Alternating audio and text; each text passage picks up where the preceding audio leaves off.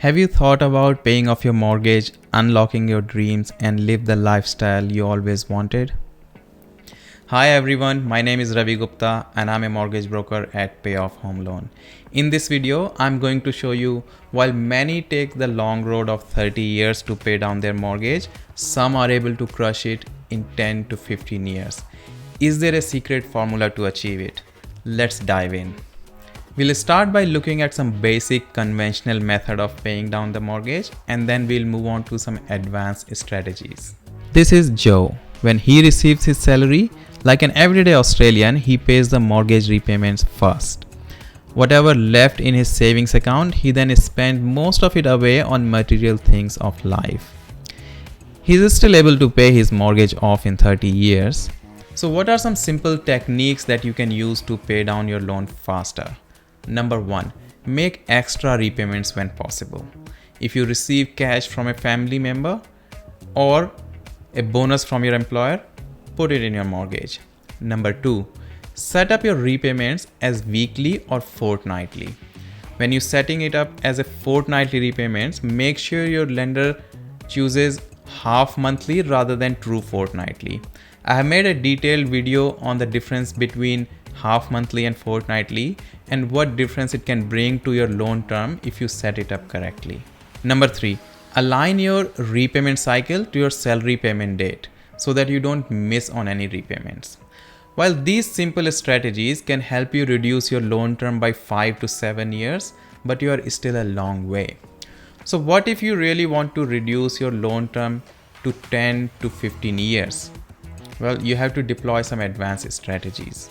Meet Rebecca. When she receives her salary, just like Joe, she pays the mortgage repayments first. Then she sets aside a portion of that money for further investments. For example, the deposit of a purchase of an investment property or buy shares. After that, whatever is left over, she spends on things that she truly enjoys in her life. Over a period of time, her investments grow.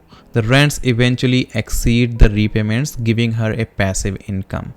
She can use the profit from those investments and the passive incomes to pay down her loan in 12 to 15 years.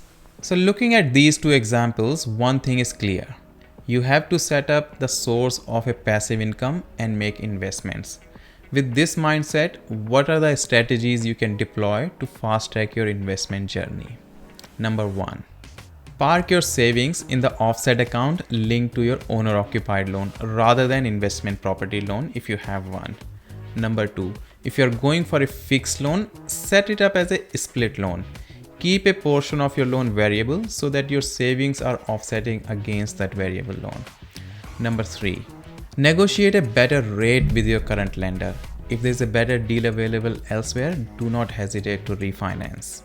Next, we will discuss some of the strategies that may seem opposite of what we discussed for our friend Joe earlier in this video. So quick disclaimer, these strategies are not for everyone and you have to talk to your mortgage broker, accountant or your financial advisor to see whether these really fit your financial situation. Let's discuss those. Number 1. Refinance back to 30 years. Well, this may seem counterintuitive to paying off loan early, but extending the loan term reduces your repayments, which increases the borrowing capacity, allowing you to buy more investment properties. Number 2. Choose interest only or P&I based on whether you are short on cash or short on borrowing capacity. Talk to your mortgage broker. They can advise you whether for your financial situation interest only is suitable or P&I. I have made a detailed video explaining which scenario interest only or P&I are useful. Number 3. Use equity to purchase an investment property rather than using your own cash. This will result into better tax outcome. Number 4. Don't make extra repayments more than necessary. Idea is to keep as much liquidity as possible for further investments. Number 5. Use debt recycling when necessary. Debt recycling is a method that converts your bad debt to good debt. I know most of these strategies are confusing and they are complicated. Each strategy deserves its own video explanation. So guys, that's all for today.